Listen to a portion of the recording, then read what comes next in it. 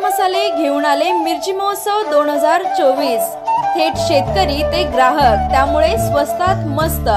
ह्या शंकेश्वरी मिरची 190 रुपये, गुंटूर मिरची 220 रुपये, लवंगी मिरची 260 रुपये, बॅडगी मिरची 340 रुपये, काश्मीरी मिरची 680 रुपये किलो। तर ह्यापेक्षा स्वस्त मसाले कुठेच नाही।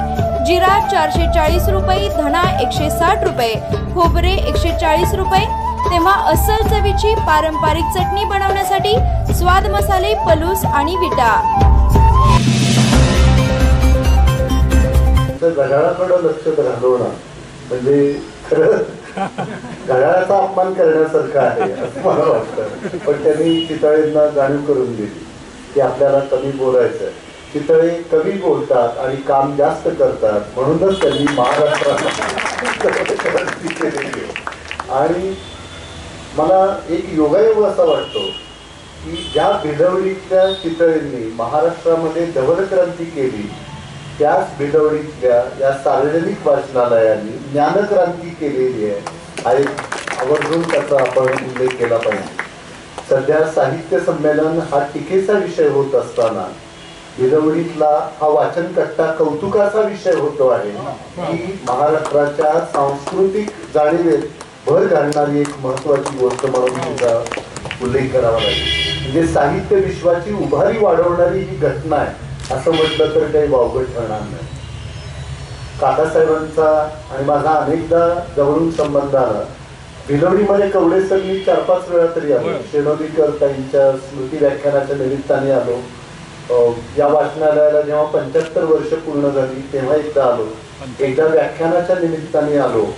त्यामुळं भिलवडीकर मला बोलवतात। मगाशी ते म्हणाले की पुणेकरांची दाद मिळाली की बरं वाटतं, पण पुणेकरांना पुणेकरच दाद देतात, महाराष्ट्राच्या बाहेरचे लोक दाद देत नाही। पण मी असा भाग्यवान की पुणेकरांची दाद मिळालेलीच आहे, कारण साहित्य परिषदेचं कार्याध्यक्ष झालो, पण भिलवडीकरांची दाद मिळते आहे याचा अतिशय आनंद होतो। आणि आज आपण ज्यांनी वाचन उपक्रमामध्ये मोलाचे योगदान दिलं अशा 3 संस्थांचा सन्मान या ठिकाणी केला।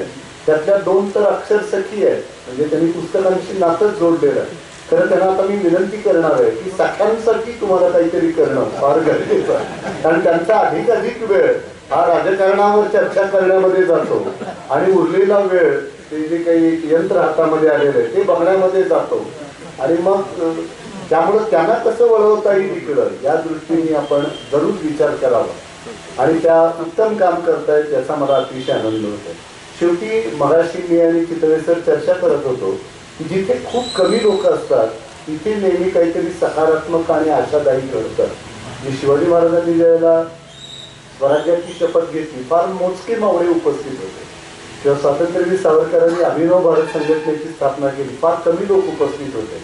जिथे प्रचंड गर्दी असते तिथे शक्यतो काही साध्य होत नाही आणि कमी माणसं खूप उत्तम काम करतात हा या महाराष्ट्राचा अनुभव आहे। आणि त्या अनुभवाला साधेचं काम या 2 संस्था करतात। आणि आमच्या दिनेशनी तर किती उत्तम काम केलेलं आहे। म्हणजे आटपाडी हा जो भाग आहे तो दुष्काळी म्हणून आपल्या सगळ्यांना परिचित, पण त्या दुष्काळी भागाने जवळजवळ 4 संमेलनाध्यक्ष या महाराष्ट्राला दिले।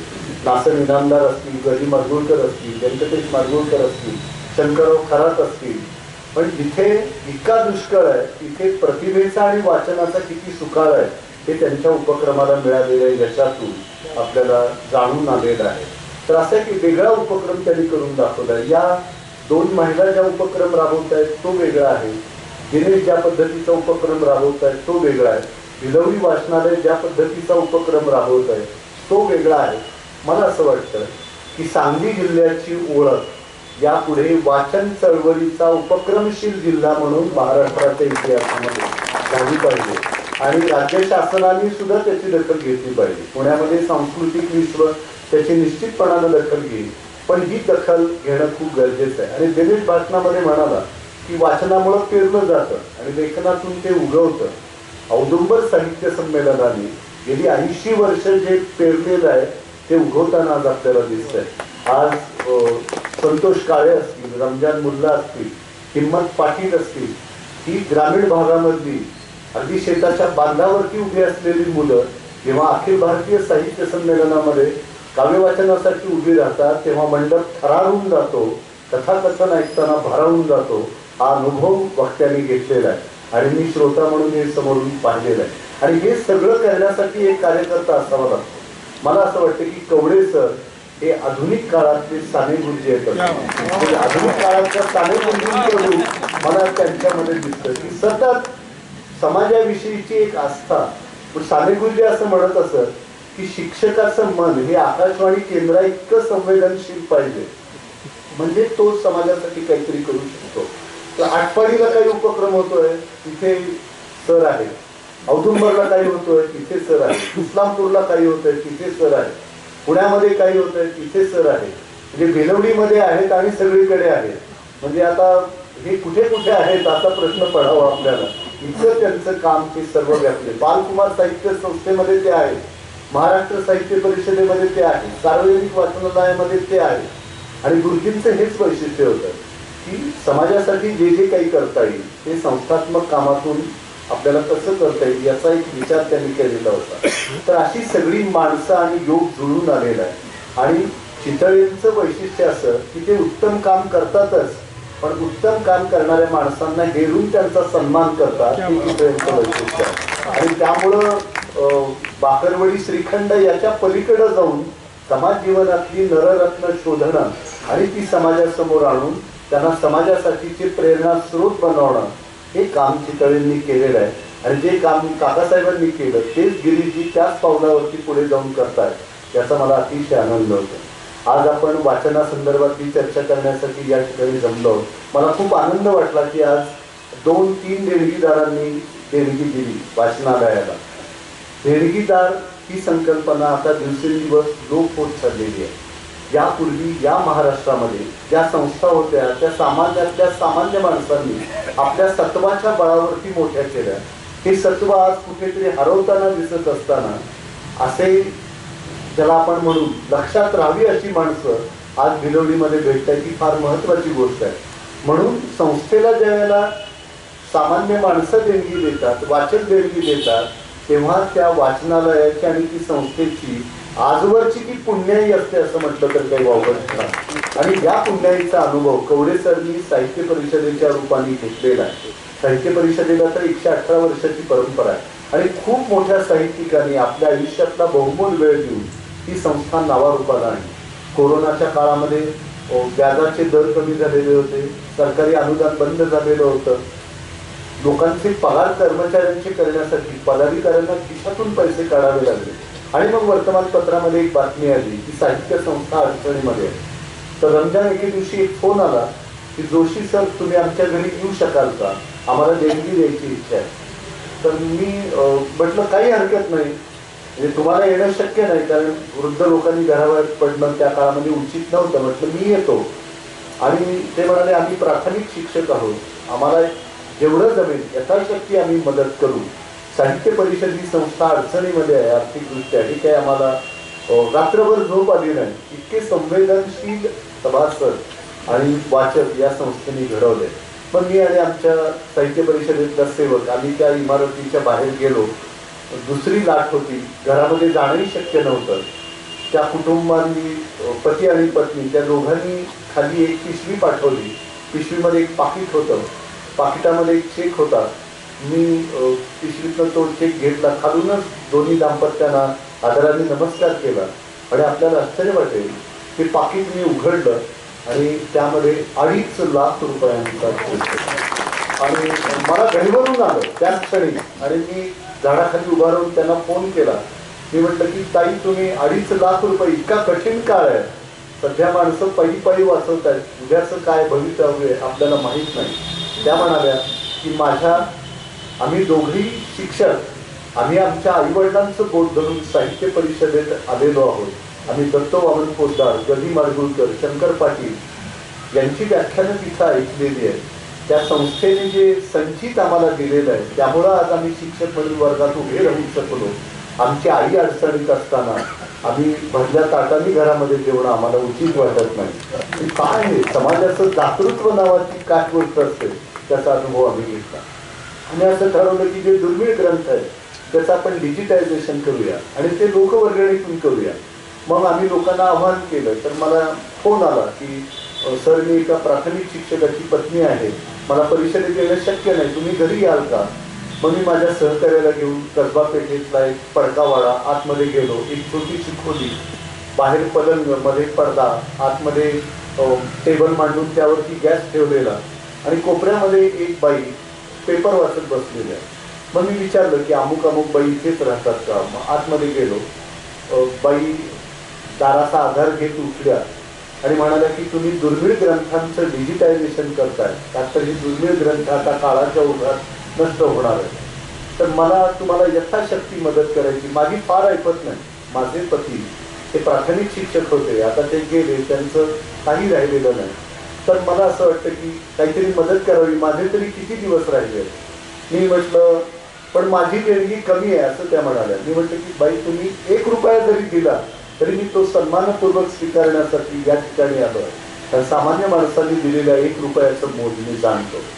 बाई गेल्या आणि पितळेचा चहा साखरेचा डबा होता, तो त्यांनी थरथरत्या हाताने उघडला आणि 100च्या 10 नोटा माझ्या हातामध्ये ठेवल्या आणि म्हणाल्या हे ग्रंथांचं डिजिटायझेशन तुम्ही करा, आम्हाला अपत्य नाही, पण विद्वानांची ही बाळं जगली पाहिजे यासाठी तुम्ही.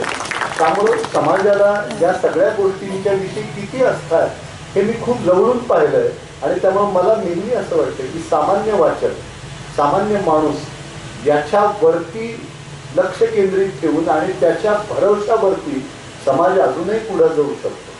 चितळे साहेब, दुसरा एक प्रसंग तर अतिशय हृदय आहे. एके दिवशी कोरोनाच्या काळामध्ये एका मला तरुण मुलाचा फोन आला की सर मला तुम्हाला देणगी द्यायची आहे. तर मी म्हणलं अरे तू काय करतोस? मी IT मध्ये आहे.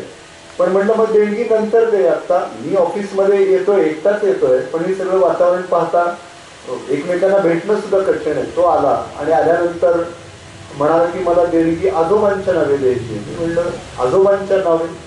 मी समजलो नाही.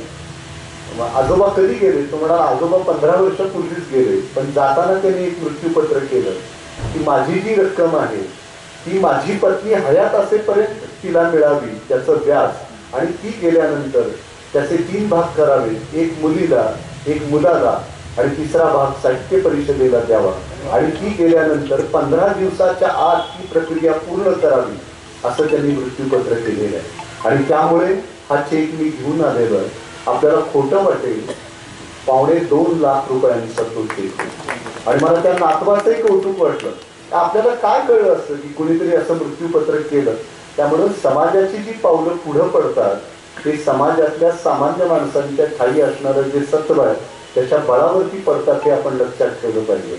आणि म्हणून आपण सामान्य वाचक, सामान्य नागरिक या सगळ्यांना जोडून ही जी चळवळ पुढे नेत आहात ती खूप महत्वाची आहे असं मला वाटतं. आणि वाचन हा विषय आज आपण केंद्रस्थानी ठेवला याचा मला अतिशय आनंद होतो.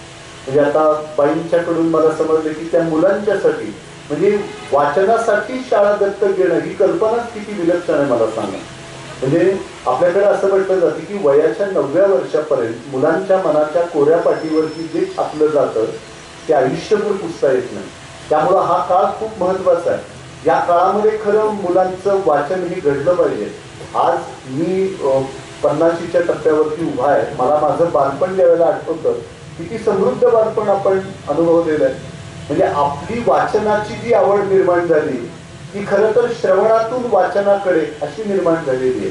जे पुस्तकं लगेच आपल्या हातामध्ये मिळालेली नाही. म्हणजे ज्या वेळेला हा समाज शिकलेला नव्हता, शिक्षण एका विशिष्ट वर्गापुरतं मर्यादित होतं आणि पुस्तकांचा शोध लागलेला नव्हता किंवा पुस्तकं छापली जात नव्हती, अशा काळामध्ये समाजाचं भरण पोषण करण्याचं काम ही श्रवण संस्कृतीने केलेली आहे. गावामध्ये रामकथा लावली जात असेल, उत्तम कीर्तन होत असत, उत्तम प्रवचन होत असत. आणि अशा काळामध्ये या सगळ्या प्रवचनकारांनी, कीर्तनकारांनी, व्याख्यात्यांनी एक फिरकी ज्ञानपोळी चालवली आणि समाजाचं भरण पोषण करण्याचं काम केलं. आज आपल्याकडे नेहमी चर्चा होते की लेखणी श्रेष्ठ का वाणी श्रेष्ठ, लिहिणं श्रेष्ठ का बोलणं श्रेष्ठ. तात्यासाहेब गाडगीळ असं म्हणत असत की अरण्यामध्ये 2 माणसं एकमेकांना भेटली तर प्रथम ती बोलतील इतकं बोलणं स्वाभाविक आहे. म्हणजे ज्ञानेश्वरांनी सुद्धा आधी ज्ञानेश्वरी सांगितली आणि नंतर सच्चिदानंद बाबांनी ती लिहून घेतली. म्हणजे ज्ञानेश्वरांनी देखील बोलणं, वाङ्मय हे साहित्याचं रूप हे प्रधान मानलं. आणि कौरव पांडवांच्या युद्धामध्ये शेवटी हतबल झालेल्या अर्जुनाला उभं करण्यासाठी श्रीकृष्णांनी सगळी शस्त्र बाजूला ठेवली आणि वक्तृत्वाचं शस्त्र हातामध्ये घेऊन गीता सांगितली. त्यामुळं लिहिण्या इतकंच बोलण्याचंही महत्व खूप आहे. त्यामुळे लिहिणं आणि बोलणं ही दोन्ही शब्दशक्तीची महत्वाची रूप आहे आणि त्यांना साहित्य संस्कृतीच्या गाभाऱ्यामध्ये महत्वाचं स्थान आहे. त्यामुळे लेखक कागदावरती लिहितात आणि वक्ते श्रोत्यांच्या काळजावरती लिहितात. त्यामुळे श्रवणातून एखादा विचार जर मनामध्ये आत गेला तर तो खूप महत्वाचा आहे. म्हणून मला या वाचन कट्ट्याचं वैशिष्ट्य काय जाणवलं की वाचन ही प्रक्रिया मुळामध्ये काय तर वाचन ही प्रत्येकाने एकांतात विचारपूर्वक करायची कृती आहे आणि तो ती प्रत्येक जण करतच असतो आणि आपापल्या परीने वाचन करत असतो. पण आपण काय वाचलं हे इतरांना सांगणं सुद्धा तितकंच महत्वाचं आहे. म्हणजे पूर्वीच्या काळी असं म्हणत असत की तुम्ही एखादं उत्तम व्याख्यान ऐकलं तर 10 पुस्तकं वाचण्याचा आनंद तुम्हाला आणि अनुभव त्या व्याख्यानातून मिळतो. असा जर वाचन कट्टा तुम्ही केला म्हणजे मला आठवते की दमा मिरासदारांच्या कथा जर आपण वाचल्या तर त्यातला ग्रामीण भागातला कट्टा म्हणजे फेटेवाले आणि पागोटेवाले बसलेले आहेत, तंबाखू आणि चुना मळला जात आहे, लाल भडक पिचकाऱ्यांनी आसमंत लादेलाल झालेला आहे, गप्पांना उधाण चढलेली आहे. पण आधुनिक युगातला हा कट्टा पाहून मिरासदारांना सुद्धा एक भन्नाट कथा सुचली असते. हे सुद्धा आवर्जून नमूद केलं पाहिजे की हे कट्ट्यावरती येणं फार महत्वाचं आहे. आज माणसं घरात बसून एकमेकांची समाज माध्यमावरती थट्टा करत बसतात पण कट्ट्यावरती येत नाही. त्यामुळे ही कट्टा संस्कृती सुद्धा जिवंत राहिली पाहिजे आणि ही कट्टा संस्कृती आपल्याकडे फार पूर्वीपासून आहे. उदारमतवादच आपल्याकडे माणसांनी एकत्र येणं, बोलणं, चर्चा करणं, महिला देखील असतील हळदी कुंकवाच्या निमित्तानं एकत्र येणं, गप्पा मारणं, गप्पांचे विषय बदलत असतील पण ते विषय सुद्धा बदलले गेले पाहिजेत. आणि या वाचन कट्ट्याचं वैशिष्ट्य असं मला जाणवलं की तुम्ही जे जे काही वाचलंय ते आम्हाला सांगा. सगळ्याला सगळं वाचणं शक्य नाही. म्हणजे आपण एखाद्या रिसेप्शनला जातो भल्या मोठ्या, तिथे सगळे पदार्थ असतात. मग आपण असं सांगतो रमजान तू चायनीज पदार्थ घे आम्ही तुझ्यातलं एक जास्त खातो, काळे सर तुम्ही पंजाबी पदार्थ घ्या. आणि महाराष्ट्रात वैशिष्ट्य महाराष्ट्रीयन सोडून सगळे पदार्थ मिळतात. कुठल्याही जागेवरती जा. मी तर महाराष्ट्रावर फिरतो ना, कुठल्याही हॉटेलमध्ये गेल्यानंतर त्याला विचारलं पिठलं भाकरी ठेचा मिळेल का, नाही हे सोडून सगळं मिळेल. हे आजच्या काळाचं हे काय वैशिष्ट्य झालेलं आहे बघा. आपलं सोडून इतरांचं सगळं चांगलं ही जी काही एक मानसिकता आहे ती जास्त बघ. तर वाचन कट्ट्याचा फायदा असा आहे की तुम्ही जे जे काही वाचलं ते आम्हाला सांगा. हे सगळ्यांना सगळं वाचणं शक्य नाही. आता मी साहित्य परिषदेचा कार्याध्यक्ष आहे आणि मी बोलत असल्यामुळे मी सगळंच वाचलंय असा भ्रम निर्माण होण्याची फार मोठी शक्यता असते आणि तो भ्रम निर्माण व्हावा यासाठीचा प्रयत्न मी जाणीवपूर्वक करत असतो. पण लोक आणि ते काय काय प्रश्न विचारत असतात. पण मी हेच करतो की प्रवासाला कुठे गेलो बरोबर कोणी असेल तुम्ही काय वाचलं मला सांगा. म्हणजे माझ्या घरामध्ये तर अनेकदा इतक्या पुस्तकाची प्रकाशनं मला करावी लागतात. काही काही आवडीने करतो आणि काही काही सांस्कृतिक कर्तव्य म्हणून करावी लागतात आणि काही काही दबाव असतो की याला तुम्ही गेलंच पाहिजे म्हणून. कुणीतरी मित्र असतात, नातेवाईक असतात आणि काही लिहिलेलं असतं पुस्तकामध्ये. पण अशा वेळी पत्नीची मला खूप मदत होते. ती आदल्या दिवशी सगळं पुस्तक वाचते आणि फिरायला गेल्यानंतर मला सांगते आणि मग मी त्या पुस्तकावरती इतकं सुंदर बोलतो की सगळ्यांना वाटतं सर काय पुस्तक त्यामुळे या कट्ट्यांचे कसे फायदे होतात ते बघा. आणि आम्ही पुस्तकांवर चर्चा करत असल्यामुळे आमची भांडणही होत नाही. त्याच्या अलीकडे शिक्षकांचे संसार सुखी होणं फार कठीण झालेलं. म्हणजे पूर्वीच्या काळी असं म्हणत फडके किंवा माट्यांच्या कादंबऱ्यांमध्ये जर शिक्षकाला एखादी मुलगी द्यायची असेल तर सगळे नातेवाईक आणि मित्र चर्चा करायची की काय त्या गरीब शिक्षकाला मुलगी द्यायची, काय तो तिला सुखीत ठेवणार आहे वगैरे. पण आता शिक्षकाला पटकन मुलगी देतात. एक तर नोकरी जाण्याची अजिबात शक्यता साथ नाही देत आणि शिवाय दोघंही शिक्षक असतील तर फायदा असा वर्गातच इतके बोलतात आणि दमतात की घरी भांडण होण्याची अजिबात फार मोठी शक्यता. त्यामुळे शिक्षक सध्या आनंददायी का दिसतात याची काही गुपित ही मला शिक्षकी पेशामध्ये राहून सापडली. त्यामुळे मी तरी हा वाचन कट्टा माझ्या घरामध्ये अगदी अविरतपणे चालू ठेवलेला आहे की जी मीच वाचली पाहिजे अशी पुस्तकं आहेत की मी वाचतोच आणि बायकोला सांगतोच की आता मला वाचन करायचं हे मुद्दे मी मांडायचे ठरवले. पण अशी काही पुस्तकं ती वाचून मला सांगते त्यामुळे वाचनकर्त्याचा असा एक फायदा सार्वजनिक जीवनामध्ये कसा होतो याचा अनुभव आम्ही घेतो आलो. पण मला आज खरी चिंता मॅडम आपण केली पाहिजे की वर्गातली मुलं यांची करण्याची खरी गरज आहे असं मला. आणि आपल्या कुटुंबामध्ये असणारी मुलं, वर्गामध्ये असणारी मुलं आणि बागेमध्ये असणारी फुलं हीच आज केवळ आशेचा किरण आहे. आणि त्यांच्यावरती आपण कसं लक्ष केंद्रित करू या दृष्टीने आपल्याला प्रयत्न करावे लागणार. याचं कारण असं की पालक आणि शिक्षक वाचताना दिसले तर मुलं वाचणार. त्या आपल्या आदर्शाच्या संकल्पना अशा असतात की आम्ही मोबाईल पाहू, आम्ही TV पाहू, पण वाचन तुम्ही केलं पाहिजे. हे आज आपल्याला मोठी माणसं जर वाचताना दिसली नाही तर मुलं कशी वाचणार हा एक महत्त्वाचा प्रश्न. आणि भिलवडीसारख्या ठिकाणची मुलं खरोखरीच भाग्यवान आहेत की अगदी चालत शाळेमध्ये जाऊ शकतात.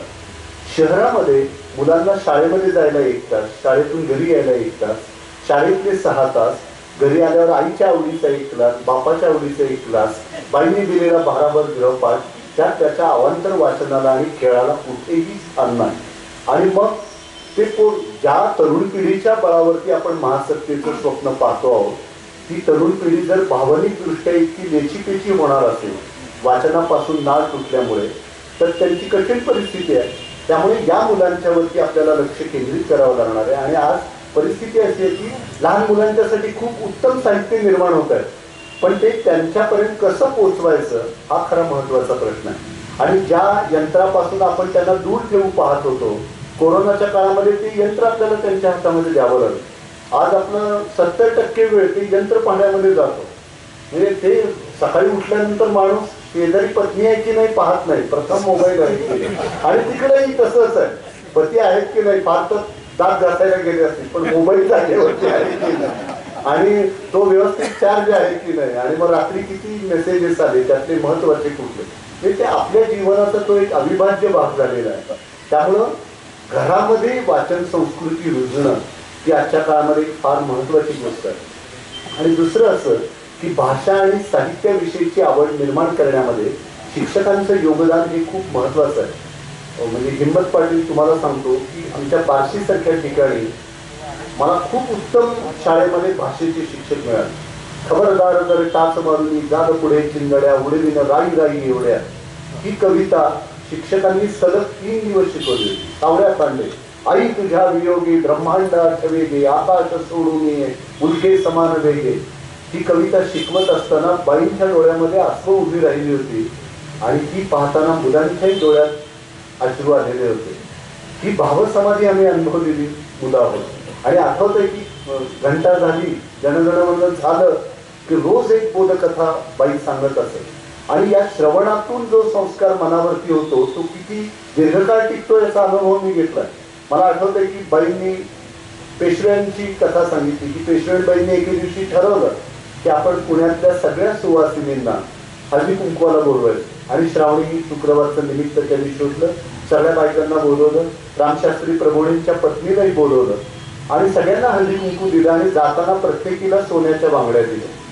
तर रामशास्त्री प्रभूंच्या पत्नीला इतकं वाईट वाटलं की आपला नवरा एवढा निस्पृह, कशाची अपेक्षा न धरणारा, आणि आपल्याला तरी या सोन्याच्या बांगड्या भेट म्हणून मिळाल्या आहेत, आपली स्वीकारायची इच्छा नाही आहे, पण हळदी कुंकवाच्या निमित्ताने हे सौभाग्याचं देणं मिळालंय. ते नाकारावं तरी पंचायत, स्वीकारावं तरी पंचायत. त्या अगदी दबलेल्या मनस्थितीमध्ये घरी आल्या आणि त्यांची अवस्था पाहून मग रामशास्त्रींनी त्यांना विचारलं की का तुम्ही अस्वस्थ दिसताय. तर त्या म्हणाले की माझी इच्छा नसताना मला हे सोन्याचे दागिने स्वीकारावे लागले, सोन्याची बांगडी. तर रामशास्त्रींनी ती बांगडी त्यांच्याकडनं परत घेतली. ते शनिवारवाड्यामध्ये आले, पेशवेबाईंना त्या बांगड्या परत दिल्या आणि एकच वाक्य म्हणाले, वहिनी साहेब तुमचं प्रेम आम्ही घेतलं, हे निर्माल्य परत करत आहोत. त्या वयामध्ये ते वाक्य अजूनही 4थी 5वीला ऐकलेली ती बोधकथा अजूनही विसरू शकत. हे साहित्याचा संस्कारक्षम वयामध्ये होणारा संस्कार काय असतो आणि प्रभाव काय असतो ही त्यावेळेला अनुभवली. शिक्षकांनी अशीच एक गोष्ट सांगितली की पूर्वी गुरुकुल पद्धत होती आणि म्हणजे कोणी शिष्य आहेत त्यांनी आपली शिक्षण सगळं पूर्ण झाल्यानंतर गुरुला काहीतरी भेट द्यायची आणि मग गुरुगृहातून बाहेर पडायचे. तर मग शेवटचा दिवस उजाडला आणि मग सगळ्या शिष्यांनी आपल्या गुरूंना भेट देण्यासाठी काही काही वस्तू निवडल्या एक शिष्य होता, तो जरा द्विधा मौन अवस्थेमध्ये होता. मग त्यांनी ठरवलं की आपण आता भेट तर देणारच आहोत, पण जाता जाता गुरूंची परीक्षा घ्यायला काय हरकत आहे. सध्या राजकारणामध्ये ते फार चालू आहे आपल्या. तर त्यामुळं त्यांनी ठरवलं, बागेमध्ये फिरत असताना त्याला एक फुलपाखरू सापडलं आणि मग त्यांनी ठरवलं की आपण गुरुजींची परीक्षा घेऊया. तो फुलपाखरू घेऊन गुरूंच्या समोर आला आणि त्यांनी ठरवलं गुरूंना विचारायचं, माझ्या हातातली वस्तू जिवंत आहे की मेलेली आहे. जर गुरूंनी उत्तर दिलं तुझ्या हातातली वस्तू जिवंत आहे, तर फुलपाखराला आतमध्ये मारून टाकायचं. आणि गुरूंना विचारलं माझ्या हातातली वस्तू जिवंत आहे का मेलेली आहे, त्यांनी जर सांगितलं मेलेली आहे, तर फुलपाखराला सोडून द्यायचं. हे गुरूंना खोटं पडायचं. पण गुरुजी महाहुशार, बहुतेक बेदवडीतले असण्याची शक्यता. तर त्यांनी उत्तर दिलं, विचारलं माझ्या हातातली वस्तू जिवंत आहे का मेलेली आहे, तर त्यांनी सांगितलं या प्रश्नाचं उत्तर तुझ्याच सांगू. त्यामुळं आपल्या आयुष्यामध्ये आपण जे काही बरं बुरं वाईट करतो हे सगळं आपल्याच हातामध्ये असतं आणि तूच आहेस तुझ्या जीवनाचा शिल्पकार. हा एक संस्कार त्या एका छोट्या कथेने बालमनावरती तो रुजवला त्या काळामध्ये. आणि आज आपल्याला सुधा नरवणे जुन्या पिढीतल्या सगळ्या लोकांना माहीत असतील की पुणे आकाशवाणीवरती 7:15 वाजता बातम्या सुरू झाल्या की आकाशवाणी पुणे सुधा नरवणे आपल्याला प्रादेशिक बातम्या देते खणखणीत आवाज. पण त्या उत्तम कथालेखिका देखील होत्या. त्यांची जांभळाची गोष्ट या नावाची एक कथा फार अप्रतिम आहे. त्या कथेमध्ये कॉलेजमधले एक तरुण आणि एक तरुणी दोघे एका बस स्टॉपवरती उभे, एका बसची ते वाट पाहत आहेत.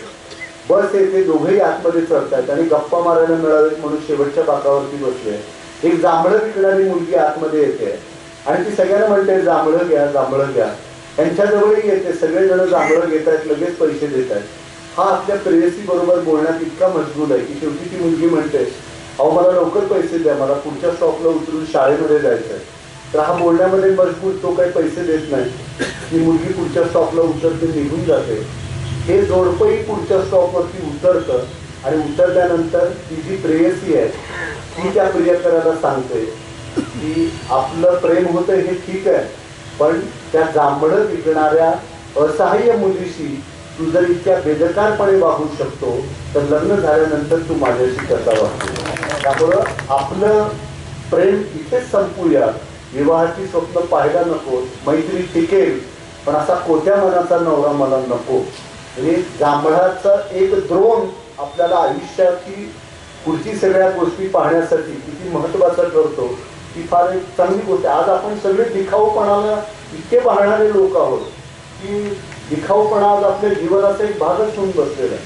म्हणजे मुलीसाठी स्थळ पाहताना त्याला पगार किती आहे, त्याचा सॅलरीमधलं डिडक्शन किती होतं, हातात किती मिळतात, बंगला आहे की नाही, गाडी आहे की नाही, सासू सासरे नावाचे 2 डस्टबिन आहेत की नाही, हे आपण आवर्जून पाहतो. आणि मग मुलगी त्या घरामध्ये.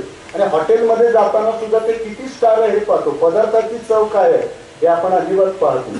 आणि आपल्या हातूनही प्रमाद घडतात. मी सुद्धा माझ्या लग्नाच्या वाढदिवसाला हॉटेलमध्ये गेलो पत्नी बरोबर आणि आपल्याला माहीत नसलेला पदार्थ मागवण्यात फार आनंद असतो. अवघड नाव असलं की पटकन मागवतो. तसाच तो मागवला आणि इतका बेचव निघाला. मी त्या वेटरला म्हणालो या पदार्थाचं नाव व्हेज पश्चाताप असं ठेवलं. तर असं पश्चाताप कराव्या अशा गोष्टी खूप आपल्या वाट्याला येतात. पण या दिखाऊपणामध्ये जीवनातल्या टिकाऊ काय आहे हे केवळ आणि केवळ साहित्य आपल्याला सांगतं. आणि ते आज नाही, उसडोंगा परी रस नोहे डोंगा काय भुलदासी वरदिया रंगा, नदी डोंगी परी जल नोहे डोंगा काय भुलदासी वरदिया रंगा, चोखा डोंगा परी भाव नोहे डोंगा काय भुलदासी वरदिया रंगा. त्यामुळं वरदिया रंगाला न भूलता जे चिरंतन आहे, जे शाश्वत आहे अशी मूल्य कोणती आहेत आणि त्याचा संस्कार रुजवण्याचं काम हे साहित्य आपल्या मनावरती बालपणापासून करत असतं. आणि साहित्याचं वेगळेपण काय की आपल्या वाट्याला एकच आयुष्य आलेलं आहे, पण एकाच जीवनामध्ये अनेक जीवन जगल्याचा अनुभव आपल्याला केवळ आणि केवळ साहित्य देऊ शकतं. आज कविता म्हणजे पूर्वी असं म्हणत असत की जे न देखे रवी ते देखे कवी. तर आता परिस्थिती अशी आहे जिथे जिथे रवी तिथे तिथे कवी. सूर्याचा किरण हे साहित्य संमेलन आलं की पोटामध्ये गोळा येतो या कवींचं करायचं. पण कवितेमधली ताकद केवढी मोठी आहे हे आमचे प्रफुल्ल गोखले नावाचे जुन्या काळातले एक कवी होते, त्यांची फार सुंदर कविता आहे. कविता असते कशी कमळ फुलांनी रेखाटावी नाजूक नक्षी तशी. कविता असते कशी कमळ फुलांनी रेखाटावी नाजूक नक्षी तशी. प्रतिभेच्या या रत्न महादी धुंद करी मदमत्त वृषादी ऋणधुणु चुणुन नर्तन करीती रंभा का उर्वशी. कविता असते कशी कमळ फुलांनी रेखाटावी नाजूक नक्षी. सरस्वतीच्या कुंजामधुनी रम्य कल्पना हळूच खुडूनी लय वृत्तामध्ये बांधून यावी माळ टपोरी जशी. कविता असते कशी कमळ फुलांनी रेखाटावी. विदर्भ मोहक आणिक दाहक ज्वालामुखींचे होती वाहक आग अंतरी खदखदणारी उसळून यावी तशी. कविता असते कशी कमळ फुलांनी रेखाटावी नाजूक. अथवा मार्मिक आणि विनोदी जरा बोचरी वा सामाजिक आध्यात्मिक वाक्षणी बदलते भाव जशी षोडशी. कविता असते कशी कमळ फुलांनी रेखाटावी नाजूक. आणि ही कवितेमधली केवढी मोठी ताकद आहे मला सांग. एक कवितेची ओळ आणि मला आठवते रमजान मुल्लाची कविता चंद्रपूरच्या साहित्य संमेलनामध्ये सादर झाली. आयडियल लोकमतवर लाईव्ह काळजात दोंडा ठेवीला. किती अप्रतिम कविता. कवितेमधली ही जी ताकद आहे ती संतांनी ओळखलेली होती आणि त्यामुळं या संतांनी महत्वाचं काम काय केलं असेल तर त्यांनी अध्यात्माचं लोकशाहीकरण केलं आणि 18 पगड जातीमध्ये विभागलेला हा समाज विठ्ठल नावाच्या एका ध्वजाखाली आणला आणि राष्ट्रीय एकात्मतेच्या पलीकडे जाऊन वैश्विक एकात्मतेची संकल्पना मांडली. ही साहित्याच्या माध्यमातून मांडली. त्यासाठी काव्य केंद्रस्थानी ठेवलं आणि आपल्या मराठी कवितेची मूळ प्रकृती ही प्रेमाची आहे. विठ्या विठ्या मूळ मायेच्या कारट्या असं संतच विठ्ठलाला म्हणू शकतात. हे संत साहित्याचं मोठेपण आहे. त्यामुळे संत साहित्यामध्ये केवळ अध्यात्म परमार्थ आणि निवृत्तीचा विचार नाही तर त्यामध्ये प्रखर प्रवृत्तीवाद मांडलेला आहे. हे आपण आज सगळ्यांनी लक्षामध्ये ठेवण्याची गरज आहे. आणि त्यामुळे संत मराठी साहित्यातली काव्यगंगा ही संत काव्य पंतकाव्य तंतकाव्य अशा 3 पात्रातून आज वाहताना दिसते आहे आणि ती आधुनिकतेच्या टप्प्यावरती एका वेगळ्या वर्णावरती आज आपल्याला दिसते आहे. तर हे मराठी कवितेचं जे सौंदर्य आहे ते सुद्धा आपल्याला अतिशय लोभवणार आहे. पण हे सौंदर्य पुढच्या पिढीपर्यंत पोहोचवण्यासाठी शिक्षकांनी आणि पालकांनी प्रयत्न करणं गरजेचं आहे असं मला वाटतं. आता काही दिवसांनी बडबड गीतं म्हणण्यासाठी सुद्धा ट्रेनर आणावे लागतील की काय घरामध्ये अति एकूण सगळी परिस्थिती निर्माण झालेली आहे या पार्श्वभूमीवर. याचं कारण आपल्या घरातूनच वाङ्मय संस्कृती हद्दपार झाली. आई वडील दोघंही नोकरी आणि करिअरच्या चक्रामध्ये अडकलेले. आजी आजोबा बऱ्याचशा कुटुंबामध्ये नाही. ते कुटुंबामध्ये असले तरी संध्याकाळी 7 वाजता म्हणतात आई कुठे काय करते लाव जरा पुढच्या भागात काय चाललंय बघू दे. म्हणजे ज्यांनी रामकृष्णांच्या कथा सांगायच्या आणि मुलांना बोधकथांच्या माध्यमातून साहित्याकडे वळवायचं ते जर या मालिकांच्या आहारी जाणार असतील तर थोडा प्रश्न कठीण आहे असं वाटतं.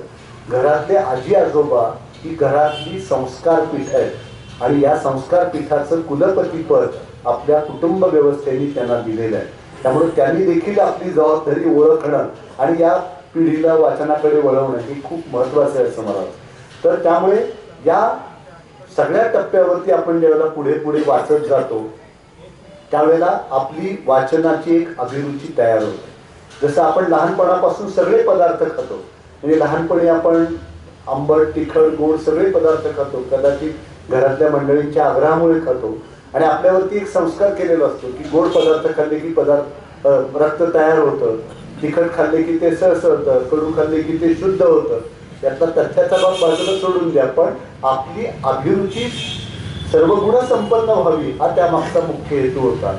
तसं आपण वयाच्या विशिष्ट टप्प्यापर्यंत सर्व प्रकारचं वाचन केलं पाहिजे असं मला वाटतं. म्हणजे आपण वैचारिक वाचलं पाहिजे, आपण प्रवास वर्णन वाचली पाहिजे, कथा कादंबऱ्या, डाव्या विचारांचं साहित्य वाचलं पाहिजे, उजव्या विचारांचं वाचलं पाहिजे.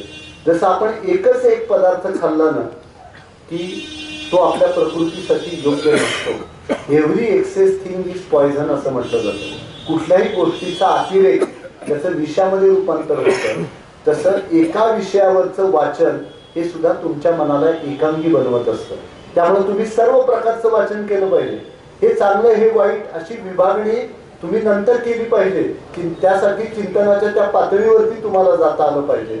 पण त्यासाठी सगळं वाचणं हा त्यातला एक महत्वाचा निकष आहे असं मला वाटतं. आणि त्यामुळे ज्यावेळेला आपण सगळं वाचू त्यावेळेला आपल्याला कळेल की हे योग्य नाही, हे अयोग्य आहे. आपली विवेक शक्ती विकसित करण्यासाठी आपल्याला या सर्व प्रकारच्या वाचनाची आवश्यकता आहे असं मला वाटतं. जसं आपल्याला लहानपणी आपण सगळे पदार्थ खातो, पण नंतर आपल्याला कळतं की पेढा हा पदार्थ म्हणून चांगला आहे, पण आपली पचनशक्ती दुबळी आहे, आपल्याला तो पचणारा नाही. मेथीची भाजी भाजी म्हणून चांगली आहे, पण आपल्याला पित्ताचा त्रास आहे, आपल्याला ती मानवणारी नाही. तर अशा वेळी वाचनातून ही अभिरुची घडत जाणं ही महत्वाची गोष्ट आहे. आणि उत्तम वाचकाची तीच खूण आहे की तो सर्व प्रकारचं वाचन करतो. आणि उत्तम वाचकाची दुसरी खूण म्हणजे जसं लिहिलेलं असतं ना पुस्तकामध्ये प्रकाशकाने, की लेखकाने लिहिलेल्या मजकुराशी प्रकाशक सहमत असतीलच असे नाही. खरा वाचक तोच की जो लेखकाच्या प्रत्येक मताशी सहमत होतोच असं नाही. ही उत्तम वाचकाची खरी गुण आहे. म्हणजे तुम्हाला लेखकाशी वाचता वाचता वाद घालता आला पाहिजे. आता सध्या न वाचताच वाद घालणारे खूप लोक आहेत, त्यांच्याविषयी आपण काही बोलण्याची आवश्यकता नाही. पण या पद्धतीने आपण आपलं वाचन केलं पाहिजे. आणि ते जर आपण त्या पद्धतीने केलं तर मला वाटतं की आपला वाचनातून व्यक्तिमत्वाची जडणघडण होणं ही जी प्रक्रिया आहे ती घडल्याशिवाय राहणार नाही. आणि पुढची एक महत्वाची गोष्ट अशी की नुसतं वाचून चालत नाही. वाचन, मनन, चिंतन या फार महत्वाच्या गोष्टी आहेत. आणि या तीन गोष्टीतून जेव्हा त्या वाचनातला काही अर्क मनामध्ये उरतो तेव्हा तो आपल्या आयुष्यामध्ये कृतीमधून परावर्तित होत असतो. आपल्या बोलण्यातून वागण्यातून त्याचं एक दर्शन आपल्याला घडत असतं. त्यामुळे नुसतं वाचन उपयोगाचं नाही. म्हणजे प्रचंड पूर आला आणि सगळं पाणी वाहून गेलं तसं प्रचंड वाचनामुळे घडू शकतं. पण आपण थोडं वाचलं आणि ते मनामध्ये ठेवलं, त्याचं चिंतन केलं तर आपण जे पाटबंधारे खातं जे काम करतं छोटे छोटे पाट घालून आणि ते पाणी त्या त्या ठिकाणी वापरतं, तसं आपल्याला वाचनाचं करता आलं पाहिजे. आणि आपण काय वाचलं हे आपल्याला नोंदवता आलं पाहिजे. मला दिनेशचा उपक्रम खूप छान वाटला की नुसतं वाचू नका, काय वाचलं आणि काय आकलन झालं ते लिहून करा. त्यामुळं वाचकांचं रूपांतर हे आकलन करून घेणाऱ्यांच्या मध्ये होणं ही सुद्धा एक खूप महत्वाची गोष्ट आहे. आणि म्हणून या जगामध्ये खूप मोठी माणसं झाली, त्यांनी नुसतं वाचलं नाही तर वाचलेलं लिहून ठेवलं. म्हणजे स्वातंत्र्यवीर सावरकरांची सर्वसार संग्रह या नावाची जी टिपणवही आहे त्या टिपणवहीमध्ये त्यांनी आयुष्यभरामध्ये काय काय वाचलं ते सगळं नोंदवून ठेवलेलं आहे. वाचणाऱ्याची रोजनिशी या पुस्तकाला तर साहित्य अकादमीचा पुरस्कार मिळालेला आहे. त्यामुळे मला असं वाटतं की आपण वाचलेलं नोंदवून ठेवलं पाहिजे आणि ते स्मरण आपल्याला कुठेही उपयोगी पडू शकतं. आणि त्यामुळं जे व्याख्याते आहेत, लेखक आहेत, त्यांना तर हा व्यासंग गरजेचा आहेच, पण सामान्य वाचकाला सुद्धा आजपर्यंत आपण काय वाचलं आणि आपण कुठून सुरुवात केली आणि कुठल्या टप्प्यावरती येऊन पोहोचलो हे समजण्यासाठी आणि नेमका आपला वाचन विकास काय झाला. माणसं वयाने वाढतात, माणसं बौद्धिकदृष्ट्या वाढतात, पण आपला बौद्धिक विकास किती झाला हे आजमावण्यासाठी वाचनाच्या या सगळ्या पायऱ्या ज्या आहेत त्या सुद्धा आपण खूप बारकाईने तपासल्या पाहिजेत आणि अनुसरल्या पाहिजेत असं मला असं वाटतं की वाचन ही फार छोट्या गुंतवणुकीमध्ये खूप मोठा परतावा देणारी गोष्ट आहे. आणि सगळ्यात आज आपल्याला पैसे आले की लगेच डोक्यात असतं, म्युच्युअल फंडात टाकू का शेअर्समध्ये टाकू का कुणाला व्याजाने देऊ. पण वाचन ही अशी गोष्ट आहे की तुम्हाला कमी गुंतवणुकीमध्ये अधिकाधिक परतावा देणारी आहे. आणि त्यामुळे तुम्ही सर्व प्रकारचं वाचन केलं पाहिजे. ते अशासाठी केलं पाहिजे की कविता असेल, कथा असेल, कादंबरी असेल, ती तुमच्याकडे जीवनाकडे पाहण्यासाठीची एक खिडकी तुमच्यासाठी खुली करून देत असते. कवितेच्या खिडकीतून तुम्हाला दिसणारं जग वेगळं असतं, कादंबरीच्या खिडकीतून दिसणारं जग वेगळं असतं, वैचारिक साहित्याच्या खिडकीतून दिसणारं जग वेगळं असतं. हे सगळं आपण वाचलं पाहिजे. आपण वाचताना कुठल्याही भिंतीत ठेवता कामा नये. आणि आज दुर्दैवाने आपली गोष्ट अशी झाली आहे की मी इंजिनियर आहे, माझा साहित्याशी काय संबंध, मी डॉक्टर आहे, माझा नाटकाशी काय संबंध, मी आर्किटेक्ट आहे, माझा संगीताशी काय संबंध, आम्ही चितळी दूधवाले आहोत, आमचा साहित्याशी काय संबंध. पण हे त्यांनी आहे तिथे हे दाखवून दिलेलं. सांगायची गोष्ट अशी, मला एका प्रसंगाचा आवर्जून उल्लेख केला पाहिजे की ज्याला महात्मा गांधींचं भाषण ऐकून विनोबा भावे खूप प्रभावित झाले आणि त्यांनी ठरवलं महात्मा गांधींना आपण भेटायचं.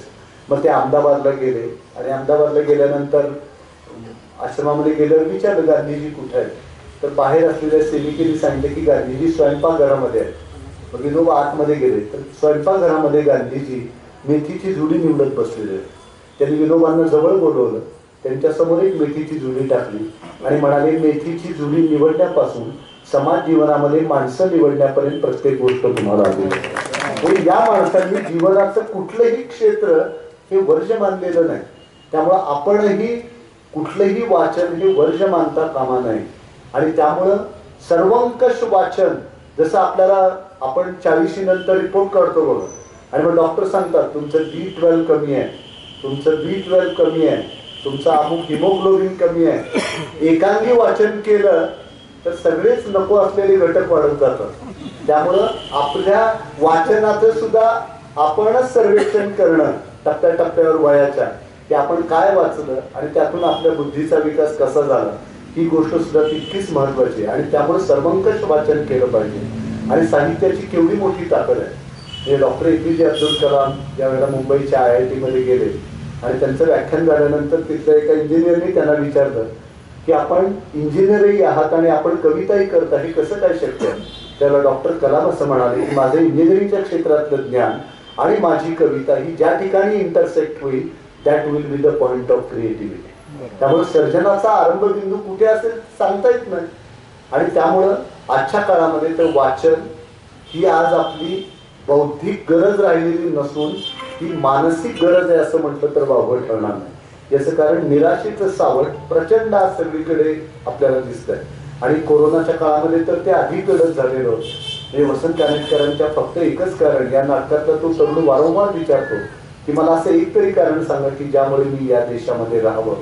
सत्तेशिवाय पद, पैशाशिवाय मान आणि शिफारसी केली नोकरी मिळणार नसेल तर या देशात राहून उपयोग काय. तर आपण सर्वांनी आपल्या या संस्कृतीतला हा सकारात्मकतेचा जो ठेवा आहे तो घेऊन या पिढीला बजावलं पाहिजे की इतकं निराश होण्याचं कारण नाही. इथे काटे असले तरी गुलाबही आहेत आणि कपाळावरच्या आठ्या असल्या तरी गालावरच्या कळ्या देखील आहेत. नुसत्या अंधाराच्याच पारंब्या नाही, त्यातून येणारी प्रकाशाची कवडसे सुद्धा. आज याच परिसरामध्ये कधी माडगुळकर होऊन गेले, त्यांनी गीतरामायणासारखा अद्वितीय ग्रंथ लिहिला. गदिमा ज्यावेळेला जन्माला आले, जन्मल्यानंतर हे बाळ कितीतरी वेळ रडलंच नाही. त्यामुळे ते मृत आहे असं समजून पुढची सगळी तयारी सुरू झाली. परत दारामध्ये खड्डा खणण्यात आला, पांढरं कापड आणण्यात आलं. घरातल्या सगळ्या आयाबायांनी हलकल्लोळ केला. पण त्या घरामध्ये एक अशिक्षित सून होती, तिला काय वाटलं कोणाच ठाऊक, ती गेली चिमटीमध्ये चुलीतला एक फुललेला निखारा तिने आणला, बाळाच्या बेंबीवरती धरला. बाळ रडलं. त्या अशिक्षित सुईणीनं जर ही चूक केली नसती तर महाराष्ट्र वाल्मिकी गदी माडगुळकर ते महाराष्ट्र हे त्या नकारात्मकतेमध्ये सुद्धा एक प्रकारची सकारात्मकता तिने शोधली. आपण आपल्या आयुष्यातली दुःख खूप सजवतो. तुकाराम महाराजांचं उड्यापुऱ्या 43 वर्षाचं आयुष्य पहा. दुष्काळ पडला, व्यापार बुडाला, पत्नी आणि मुलाचा करुण अंत झाला. क्षणभर महाराजांना वाटलं नको हे जीवन, लज्जा वाटे जीवा त्रासलो या दुःखे, व्यवसाय देखत तुटी येतं. पण तेच महाराज पुन्हा संकटावरती स्वार होतात आणि म्हणतात बरे झाले देवा निघाले दिवाळे, बरी या दुष्काळे पीडा केली, अनुतापे तुझे राहिले चिंतन, झाला वमन हा संसार. ही सकारात्मकता आमच्या संत साहित्याने आम्हाला दिलेली आहे. ज्ञानेश्वर माऊलींच्या उण्यापुऱ्या आयुष्यामध्ये किती अपमान, किती अपेक्षाभंग, किती उपवर्ग, पण त्याचा साधा उल्लेख सुद्धा त्यांच्या साहित्यात कुठे दिसत नाही. उलट जो जे वांछील तो ते लाहो प्राणी जात, ही त्यांची भावना आहे. आणि त्यामुळे ही सकारात्मकता आमच्या संत साहित्याने आम्हाला दिलेली आहे. आणि आज कवडे सर, मी ज्यावेळेला वाचकांचं सर्वेक्षण करतो, वाचकांना कथा कादंबऱ्यांमधल्या त्या काल्पनिक नायकांपेक्षा समाज जीवनातले खरेखुरे आयडॉल्स आज जास्त जवळचे वाटतात. आणि त्यामुळे सिंधुताई सपकाळांचं चरित्र, आत्मचरित्र वाचलं जातं. नसीमाताई गुरजुकांचं आत्मचरित्र वाचलं जातं. रवींद्र कोल्हे आणि स्मिता खोले यांचं वाचलं जातं.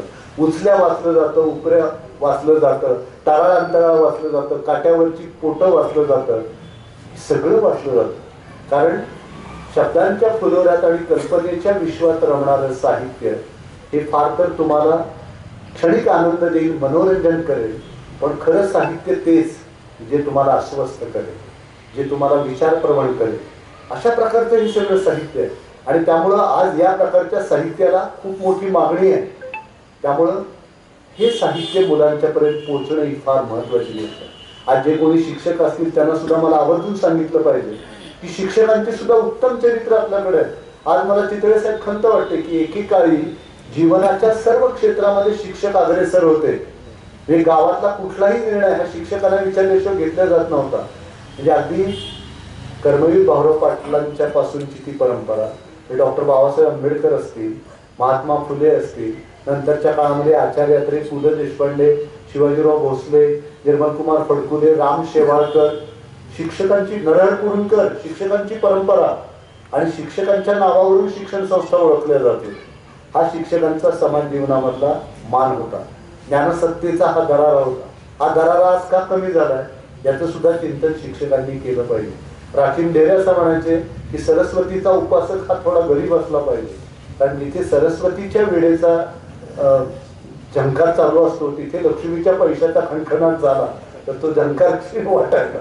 आज तसंच झालं. शिक्षकांनी समृद्ध जीवन जगावं याविषयी द्वैत असण्याची एक काहीच प्रश्नच नाही. त्याविषयी समृद्ध जीवन त्यांनी जगलंच पाहिजे, पण ही सगळी पिढी घडवण्याची जी जबाबदारी आपल्याकडे आहे त्याविषयीचं सुद्धा चिंतन होणं हे खूप महत्वाचं आहे. पुण्यामध्ये जी आपटे प्रशाला सुरू झाली त्याचे शिक्षक पुग वैद्य यांनी त्यावेळेला आपटे प्रशाला सुरू केली. आणि पूर्वी अशी पद्धत होती की एखादा विद्यार्थी एखाद्या इयत्तेमध्ये सलग 3-4 वर्ष नापास झाला की त्याला शाळेतून काढून टाकायचे. त्यांनी गॅदरिंगमध्ये अंडी किंवा दगडं फेकली त्याला शाळेतून काढून टाकायचे. अशी सगळी गावावरून वळून टाकलेली मुलं वैद्य सरांनी एकत्र केली आणि नापासांची शाळा सुरू केली. पुणेकर खडूस असतात आपल्याला माहिती आहे. एका पुणेकरांनी त्यांना विचारलं ही सगळी नापास मुलं घेऊन तुम्ही काय करणार आहात. वैद्य सरांनी दिलेलं उत्तर खूप महत्वाचं आहे. सर्व शिक्षकांनी आपल्या काळजावरती कोरून ठेवलं पाहिजे. वैद्य सर असं म्हणाले की सोन्याला चकाकी कोणीही आणून दाखवू शकतो, आम्हाला कुठलाही धातू द्या आम्ही त्याचं सोनं करून दाखवू. ही सकारात्मकता ही जी आहे ती आपल्याला या मुलांच्या मध्ये निर्माण करायची. आणि त्यासाठी पुस्तकं आपल्या मनामध्ये एक विचार अजून रुजवतात की एका प्रश्नाची अनेक उत्तरं असू शकतात. एका प्रश्नाचं एकच उत्तर असू शकत नाही. आमचा फाईनमन नावाचा शास्त्रज्ञ चितळे साहेब, त्याला वर्गामध्ये शिक्षकांनी विचारलं how do you measure the height of A building using A barometer. उत्तर सोपं होतं. पाण्याच्या पातळीचा फरक काढला की बिल्डिंगची हाईट मिळणार. पण तो बिलवडीचा मुलगा वेगळ्या वाटेने जाणार. त्यांनी सांगितलं मी बिल्डिंगच्या टेरेसवर जाईन, ते बॅरोमीटर खाली फेकून देईल, ते खाली पडायला जितका वेळ लागेल तो टाइम मी कॅल्क्युलेट करेल आणि S = UT + 1/GT². या न्यूटनच्या सूत्राने बिल्डिंगची हाईट. उत्तर बरोबर होतं पण मॉडेल आन्सर मध्ये नव्हतं. त्यामुळे शिक्षक म्हणाले मार्क देता येणार नाही. परत बोलवलं. अरे म्हणाले योग्य उत्तर दे, मला रिपोर्ट पाठवायचा आहे, तू पास होशील पण माझ्या नोकरीचा प्रश्न आहे म्हणा. परत त्यांनी वेगळं उत्तर दिलं. म्हणाला या बॅरोमीटरला दोरी बांधेल, त्याचा पेंडुलम करेल आणि पेंडुलमचं जे सूत्र आहे L = त्यांनी उत्तर काढले. दोन्ही उत्तर बरोबर होती. शेवटी शिक्षक म्हणाले अरे खरं उत्तर दे, आता मला माझ्या नोकरीचा प्रश्न आहे. त्यावरती तो म्हणाला मी सिटी सर्वेच्या ऑफिसमध्ये जाईन, इंजिनियरला 50 रुपये देऊन चहा पाजेन आणि त्याला विचारेन बिल्डिंगची हाईट किती. तिन्ही उत्तर बरोबर होती पण प्रस्थापित व्यवस्थेनं ती चुकीची ठरवली. तर त्यामुळे एका प्रश्नाची अनेक उत्तरं असू शकतात. म्हणजे स्वातंत्र्योत्तर कालखंडामध्ये आपण विज्ञानाचे पदवीधर निर्माण केले पण विज्ञाननिष्ठ माणसे निर्माण करू शकलो नाही. ते आपल्याकडे इतके विज्ञानाचे पदवीधर निर्माण झाले पण नोबेल पारितोषिक मिळवणारी माणसं आपण निर्माण करू शकलो नाही. तर ही विज्ञाननिष्ठा म्हणजे या शास्त्रज्ञांची चरित्र या पद्धतीने आपण शिकवली पाहिजे. कलामांचं चरित्र का महत्वाचं ठरते की एक नावाड्याचा मुलगा त्यांनी सागराचा वेध घ्यायचा सोडून अवकाशाचा वेध घेतला आणि बहिणीने आपलं मंगळसूत्र मोडून त्या मुलाला M.Tech ऍडमिशन मिळवून दिली IIT मध्ये. आणि हा माणूस इतका संवेदनशील राष्ट्रपती की त्या राष्ट्रपती भवनामध्ये फिरत असताना एके दिवशी पाहिलं की एका झाडावरती एक मोर मलूल अवस्थेमध्ये बसलेला आहे. मग त्यांनी लगेच पशुवैद्यकीय अधिकाऱ्याला बोलवलं आणि म्हणाले हा इतका का शांत बसला, इथे काहीतरी गाठ झाल्यासारखी दिसते. त्यांनी बघितलं तर घशामध्ये ट्युमर होता. ऑपरेशन करून ट्युमर काढण्यात आला आणि पुन्हा काही दिवसांनी कलाम फिरायला गेले. आभाळ भरून आलं होतं, पाऊस पडण्याची शक्यता होती आणि तो मोर पिसारा फुलून नाचत होता. कलामांच्या डोळ्यामध्ये अश्रू उभे राहिले. हा संवेदनशील राष्ट्रपती. त्यामुळं नुसत्या शिक्षणाने माणसं मोठी होत नाही, ही संवेदनशीलता का जपली याचं उदाहरण अग्निपंखमध्ये कलामच स्वतः सांगतात की पुस्तकांनी आमची मन प्रज्वलित करण्याचं काम केलं. त्यामुळे पुस्तकं काय करतात, तुमची मन प्रज्वलित करण्याचं काम करतात. आणि ही प्रज्वलित होत असतील तर आपण तो जो काही ज्ञानयज्ञ आहे त्या ज्ञानयज्ञामध्ये सामील होणं ही गरजच आहे असं मला वाटतं. आणि त्यामुळं सगळं साहित्य वाचा. आणि ज्यांनी वाचायला सुरुवात केली असेल त्याला विनंती करतो की विनोदी साहित्यापासून वाचायला सुरुवात. आज माणसं इथं जरा तरी हसतायत. चितळे साहेब तुम्हाला अनुभव आहे, भाकरवडी खाल्ल्यानंतर 8 दिवसांनी अभिप्राय देतात. आम्हाला तसंच असतं. घरी आल्यावर फोन येतो की सर भाषण खूप छान झालं, पण सगळ्यांसमोर तुम्हाला उत्तम भाषण केलं असं म्हटलं तर तुम्हाला उगाच अहंकार वगैरे झाला असता, म्हणून मग घरी आल्यानंतर फोन करून सांगतो. आणि तिथे हसायचं कसं म्हणाले म्हणून हसलो नाही. हे असे लोक आहेत, पण आपण इथे खळखळून हसताय फार बरं वाटतं. नाहीतर वर्गामध्ये मुलं गंभीर, सभेमध्ये श्रोते गंभीर, घरात माणसं गंभीर, प्रथमेना त्रिफळाची उलट देऊन यांचा बद्धपुष्टाचा विकार बाकी काय असं. आणि घरामध्ये हसायचं नाही, पण सकाळी कुठल्या तरी उद्यानामध्ये राहून हात वर करून कारण नसताना हसत बसायचं. असे म्हणजे आता त्या हास्य संघाला माझा विरोध नाही, पण आपलं सगळं जगणं किती कृत्रिम झालेलं आहे. म्हणजे या जगामध्ये भूखनिद्रा आणि मैथून हे सर्व प्राण्यांच्या जीवनाचे अविभाज्य घटक आहेत. पण हास्य आणि विनोद बुद्धी यांचं वरदान हे फक्त माणसालाच लाभलेलं आहे. कुत्री एकमेकांच्या वरती भुंकू शकतात, ती हसू शकत नाही. मांजरांची कळवळ लागते, ती हसू शकत नाही. वाघ सिंह डरकाळ फोडू शकतात, ते हसू शकत नाही. गाई म्हशी हंबरू शकतात, ते हसू शकत नाही. माणसं हसू शकतात पण ते हसत नाही. आपला विचार केलाय. माझी योगी अरविंदांच्या जीवनावरती नैनितालला 8 दिवस व्याख्यानं झाली. आणि अरविंदाला एका शिष्याने विचारलं की काय व अध्यात्मामध्ये हसण्याला स्थान आहे का. तर अरविंदांनी दिलेलं उत्तर खूप महत्वाचं आहे. अरविंद असं म्हणाले की जो शिष्य हसत नाही त्याच्याकडे परमेश्वर ढुंकून सुद्धा पाहणार नाही. त्यामुळे आपल्याकडे प्रथम आपण हसायला शिकलं पाहिजे असं मला वाटतं. सध्या निवृत्ती महाराज हसवण्याचं काम करतात, काम आहे असं वाटतं. पण हसणं हे या जगातलं दुःख नाहीसं करता येत नाही, पण ते हलकं करण्याची मोठी ताकद ही विनोदामध्ये आहे. आणि त्यामुळं आपल्या सगळ्या संतांनी विनोदाचा आणि हास्यरसाचा खूप प्रभावीपणे वापर केला. आणि ती परंपरा श्रीपाद कृष्ण कोल्हटकर, राम गणेश गडकरी, आचार्य अत्रे, पु ल देशपांडे या सगळ्यांच्या पर्यंत चालू आहे. म्हणून मला तर असं वाटतं की सगळ्या तरुण मुलांना आपण मी कसा झालो हे पुस्तक वडीलधाऱ्यांनी वाचून दाखवलं पाहिजे. की आचार्य अत्रेंच्यासारखा माणूस, कुठली कौटुंबिक पार्श्वभूमी नाही, आर्थिक पार्श्वभूमी नाही, सांस्कृतिक पार्श्वभूमी नाही, सासवडच्या परिसरात घडलेला हा मुलगा जीवनाच्या सर्व क्षेत्रामध्ये एखाद्या झंझावातासारखं काम करतो आणि स्वतःचा ठसा उमटवतो. किती महत्वाची गोष्ट आहे. लहानपणीच हा मुलगा मोठेपणी विनोदी लेखक होणार हे ठरूनच गेलेलो. आत्र्यांच्या आणि मित्रांचा लहानपणीचा उद्योग म्हणजे काय, तर दिवाळीमध्ये ज्या वाया गेलेल्या फटाकड्या आहेत त्यातली दारू काढून ती आजोबांच्या बिड्यांमध्ये भरून त्याचा भुईमाळा होताना लहानपणापासून तो सगळा आवडता होते. आणि आत्रेंनी सांगितलं की एका अतिशय गंभीर प्रसंगाने मला विनोदी लेखक केलं म्हणा. आत्रेंचे काका ही मामलेदार होण्यासाठी पुण्याला निघाले. पुणे सासवड किती अंतर, पण त्यावेळेला बसची सोय नव्हती. त्यामुळे बैलगाडी झोपली गेली, सगळं सामान टाकण्यात आलं. आणि आपला मुलगा आता निघाला गावाला म्हणून आत्र्यांच्या आजीनी जो हंबरडा फोडला ते पाहून घरातल्या सगळ्या बायकांनी रडायला. बायकांचं एक बरं असतं की एकीच्या डोळ्यात पाणी आलं की सगळ्यांचं. आणि ते सगळी बायका माणसं रडताना पाहून मग गड्यालाही रडू आवडलं नाही, तोही हमसून हमसून रडायला लागला. आणि आत्र्यांनी लिहिलंय हे रडवेचं दृश्य पाहून बैल जे खाली बसले ते पुन्हा उठले. आणि ते काका मामलेदार होण्यासाठी पुण्याला जाणार होते, ते तलाठी बनून आयुष्यभर गावीच राहिले. त्या एका प्रसंगाने विनोदी लेखक. आणि पुढे आत्रेंनी लिहिलं दुसऱ्या कुठल्याही शाळेत गेलो असतो तरी प्रांत किंवा कलेक्टर झालो असतो, पण मी भावे स्कूलमध्ये गेल्यामुळे विनोदी लेखक झालो. आणि तिथे अभ्यास आणि शिक्षण सोडून सगळ्या गोष्टी चालतात. विद्यार्थ्यांचं सरासरी वय 20 वर्ष. आणि त्यामुळे अनेकदा शाळेत शिक्षक कोण आणि विद्यार्थी कोण हेच कळायचं. एकदा एक शिक्षक शाळेमध्ये उशीर आले तर मुख्याध्यापकांनी त्याला कोर्चमध्ये 2 छड्या दिल्या. आणि मग ते स्टाफरूम मध्ये आल्यानंतर म्हणाले आवाज मला मुख्याध्यापकांनी कोर्चमध्ये 2 छड्या दिल्या. पण शिक्षक म्हणाले तुम्ही त्यांना सांगायचं मी या शाळेत शिकवतो. तर ते म्हणाले मी तोंड उघडणार. तेवढ्यात ते म्हणाले तोंड उघडतील तर आणखीन 2 छड्या आचार्य यात्रेकडे. आणि पदवी मिळाल्यानंतर त्यांना नोकरीची आवश्यकता होती, वडील वारलेले. मग मुंबईला कुणीतरी सांगितलं की सँडर्स हायस्कूल म्हणून आहे, तिथे जा.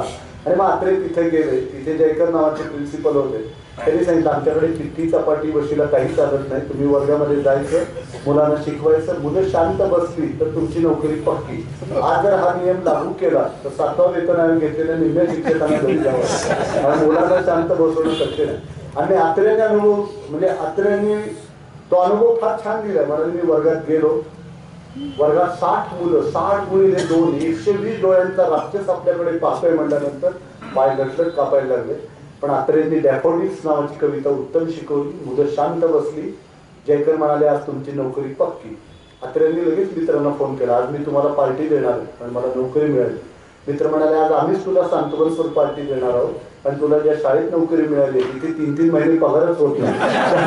येणाऱ्या सगळ्यांना सांगतात वर्गात जा, शिकवा, मुलांना शांत बसतात. आणि आत्र्याने अनुभव घेतला. पहिल्या महिन्यात पगार नाही, दुसऱ्या महिन्यात पगार नाही, तिसऱ्या महिन्यात कसे बसले शाळेत येऊन. समोरच्या शाळेतून एक ग्रस्त आले तावातावाने आणि म्हणाले इथे उपप्राचार्य कोण आहेत. आत्रे असे बसले की उपप्राचार्यच आहे. कसं आपण कसं बसतोय याच्यावर बरंच अवलंबून. काही काही शिक्षक म्हणतात आम्हाला शिपाई विचारत नाही. आता तुम्ही बसताच असं आपण इंजिनियरकडे पाहिल्यानंतर आपल्याला कळतं इमारत किती दिवस टिकणार. डॉक्टरांच्याकडे गेल्यानंतर कळतं आपली तब्येत सुधारणार आहे. आता डॉक्टरच हे किरकिरी पेशंटला वाटतं हे अगोदर जातात कमी. आत्रे असे बसलेले होते की ते उपप्राचार्यच येतात. आणि मग त्यांनी विचारलं काय काम आहे म्हणाले. तर ते शिक्षक म्हणाले आत्ताच माझी समोरच्या शाळेमध्ये मुख्याध्यापकांच्या बरोबर भांडणं झाली आणि मी राजीनामा देऊन तडक इकडे आलेलो आहे. तर तुमची काय अपेक्षा आहे. ते म्हणजे मला इथं नोकरी पाहिजे. आत्रे म्हणाले 5च मिनिटं बसा आपली मुलाखत घेतो. आत्रे तिथून बाहेर पडले, समोरच्या शाळेत गेले, मुलाखत दिली आणि आपली नोकरी पक्की करून. आता ते लगेच म्हणाले असते चितळे साहेब भेटलेच नाही, चौरे सरांना घेऊन त्यांच्याकडे गेलो असतो, पत्र काही नाही. विनोद बुद्धीची डाग हातामध्ये असली आणि अंगात रसिकतेचं चिलखत घातलं की जीवनातल्या सगळ्या संकटांना कसं हसत सामोरं जाता येऊ शकतं. त्याचा आदर्श वस्तुपाठ हा सगळ्या विनोदी साहित्याने आपल्या पुढे ठेवलेला आहे. त्यामुळे ते विनोदी साहित्य जरूर वाचा. आणि साहित्य तुमच्या जीवनामध्ये तुमचा सगळ्यात जवळचा मित्र, म्हणजे तुमचा कार्यकर्ता सुद्धा तुम्हाला सोडून जाईल आणि नेता सुद्धा तुम्हाला सोडून जाईल, पण पुस्तक हा नावाचा मित्र तुम्हाला कधी सोडून जाणार. म्हणजे पुण्यामध्ये कोशकार आपटे वारले आणि ते वारल्यानंतर लोकमान्य टिळक त्यांना भेटायला आले. तर त्यांचा चेहरा झाकून ठेवलेला होता. मग टिळकांनी विचारले की यांचा चेहरा का झाकून ठेवला. तर लोकांनी सांगितलं की हे निपुत्रिक आहेत आणि आपल्याकडे निपुत्रिक माणसाचं मुखदर्शन हे अभद्र मानलं जातं म्हणून आम्ही त्यांचा चेहरा झाकला. तर टिळकांचे डोळे भरून आले. त्यांनी म्हणाले या माणसांनी 12 कोश लिहिले, हा 12 मुलांचा बाप आहे म्हणाले, तुम्ही याला निपुत्रिक काय समजता. त्यामुळं ग्रंथ हे तुमच्या जीवनामध्ये या सगळ्या भूमिका बजावतात. ग्रंथ तुमचा उत्तम मित्र. बाबासाहेबांनी त्यांच्या आत्मपद लेखामध्ये म्हटलंय की उद्या माझ्या घरावरती जप्ती आली, माझ्या घरातले दागदागिने सोनं नाणं सगळं गेलं तरी चालेल, पण माझ्या पुस्तकाला जर कोणी हात लावला तर मी ते कधीही सहन करणार नाही. कारण ज्यावेळी सगळ्या जगाने मला अंधाराच्या खाईमध्ये ढकललेलं होतं त्यावेळेला मला प्रकाशवाटा दाखवण्याचं काम केवळ आणि केवळ पुस्तकाने केलं. बाबासाहेबांच्या जीवनामध्ये आणि त्याच बाबासाहेबांनी शिका, संघटित व्हा आणि संघर्ष करा हा मंत्र दिला आणि त्यातून दलित साहित्याचा, भारतीय साहित्याला समृद्ध करणारा मराठी साहित्यातला प्रवाह हे मोठेपण आहे. आणि त्यामुळं हे सगळं मुलांच्या पर्यंत पोचलं पाहिजे. आणि मला आज वाचनाच्या निमित्ताने समारोपाकडे येताना एकच गोष्ट सांगितली पाहिजे की वाचन सुद्धा थांबून थांबून केलं पाहिजे, विचारपूर्वक केलं पाहिजे. जसं आपण एकाच दिवसामध्ये 50 वडापाव खाल्ले तर आपल्या पोटाचं काय होईल, तसं मला काही काही वाचक भेटतात मॅडम. आज मी 750 पानं वाचन, त्याचा काही उपयोग होणार. वाचून चिंतन करून मग पुढे जावं. आत्रे सुद्धा एकदा पुण्याच्या मेंटल हॉस्पिटलमध्ये गेले आणि त्यांनी बघितलं की त्यांचं ब्रह्मचारी चित्रपटातलं जे गाणं आहे यमुना आडळी खेळून खेळ, तर 2 वेळे ते गाणं म्हणत पुढे चालले. म्हाताऱ्यांना फार बरं वाटलं. शाळांना तर माझे चित्रपट आवडतं, वेड्यांनाही आवडतं, किती चांगली गोष्ट आहे. मग त्यांनी त्या संचालकाला बोलवलं आणि म्हणाले का माझ्या चित्रपटातलं गाणं हे का म्हणतायत यमुना आडळी खेळून खेळ. तर त्या संचालकांनी सांगितलं तुमचा ब्रह्मचारी चित्रपट सलग 50 दिवस बघितल्यामुळे यांच्या डोक्यावरती परिणाम. त्यामुळे साहित्याचे असे सुद्धा परिणाम होतात. तर त्यामुळे वाचन वेडा होणं, पण त्या वेड्यांमध्ये सुद्धा काहीतरी एक स्तर आणि पातळी आपल्याला निश्चितपणाने ठरवली पाहिजे. तर हे सगळं साहित्यामधलं जे सामर्थ्य आहे ते आपण ओळखलं पाहिजे. आणि मृत्युंजय, छावा, युगंधर, रणजित देसाई यांचं साहित्य, इतिहासाची कलात्मक मांडणी, त्याविषयी आक्षेप असू शकतील, पण या माणसांनी जे निर्माण करून ठेवलेलं आहे तो अनमोल ठेवा. म्हणजे अगदी अभिजात कलाकृतींच्या पासून सुरुवात करा आणि आजच्या तरुण पिढीने या अस्वस्थ वर्तमानामधलं जे मांडलेलं आहे तिथपर्यंत येऊन तुम्ही पोचा. आणि आपल्याकडे ही चितळे साहेब नेहमी एक बोलणं असतं, म्हणजे जयंत दळवी नेहमी म्हणायचे की शाळेमध्ये असताना मी 3 काळ शिकलो होतो, भूतकाळ, वर्तमान काळ आणि भविष्यकाळ. आणि साहित्य क्षेत्रात आल्यानंतर 4था काळ शिकलो, तो म्हणजे पडता काळ. वडीलधाऱ्यांना काय वाटत असतं, आता काही चांगलं निर्माण होत नाही. अरे हे प्रतिभेचे आहेत की सगळे नवे कवडसे तुमच्या समोर. तर नव्या पिढीचं सुद्धा वाचन तितक्याच आत्मीयतेने केलं पाहिजे. आणि घरापासून ही वाङ्मयीन संस्कृती सुरू झाली पाहिजे. कारण व्यक्ती, कुटुंब, समाज आणि राष्ट्र अशी ती साखळी आहे. त्यामुळे जी काही पेरणी करायची आहे ती आपल्याला घरापासून आणि शाळेपासून करावी लागेल आणि ती आपण निश्चितपणाने करू. आणि शेवटी तंत्रज्ञानाचं महत्त्व कुणीही नाकारलेलं नाही, पण या आभासी विश्वामध्ये आपण जिवंत अनुभवच विसरून गेलो नाही. म्हणजे पाऊस छान पडतोय, त्यात भिजायचं नाही, हे त्या औदुंबरच्या डोहात कधी पाय सोडणार नाही, पण चित्र टाकून इट इज रेनिंग म्हणून किती लाईक आणि किती कमेंट. आपलं जीवन म्हणजे आपण इतरांच्या साठीचे अभिप्राय वही बनवून टाकलेला आहे. आणि ज्यांना इतरांच्या अभिप्रायावर जगण्याची सवय लागते त्यांचं स्वतःचं असं काही राहत नाही. आणि म्हणून श्रीकृष्ण जोशी नावाच्या एका कवीने फार छान म्हटलंय, चित्रामधली फुले पाहुनी गंध फुलांचा कळतो कधी, कंदील असे चित्र लावणी उजेड त्यांचा पडतो कधी, नुसते बनूनी किडे पुस्तकी पंडित तुम्ही बनू नका, घरट्यामधल्या नवचिमण्यांनो मुक्त उडारे मुक्त फिरा. तर ही पुस्तकांचे पंख या मुलांना आपण लावले पाहिजे. अशी एक गोष्ट सांगितली जाते की पूर्वी माणसाला पंख होते आणि माणूस भरारी घेऊ शकत होता, पण माणसाला गर्व झाला, मग परमेश्वराने त्याचे पंख काढून घेतले. मग माणसाला त्याची चूक समजली, तो परमेश्वराकडे गेला आणि म्हणाला माझे केलेले पंख मला परत दे. तर परमेश्वर म्हणाला आता पंख देता येणार नाही, पण पुस्तकाचे पंख लावून तुम्ही उंच भरारी घ्या. तर ती भरारी घेण्यासाठी ही वाचनालय आहे. आणि मला खरोखरीच आनंद वाटतो की ही वाचनालय वाचकांनी भरलेली आहे आणि वाचकांच्या जाणीवा समृद्ध करणारे उपक्रम या ठिकाणी होत आहेत. त्या उपक्रमांना मी मनपूर्वक शुभेच्छा देतो आणि आपली रजा घेतो.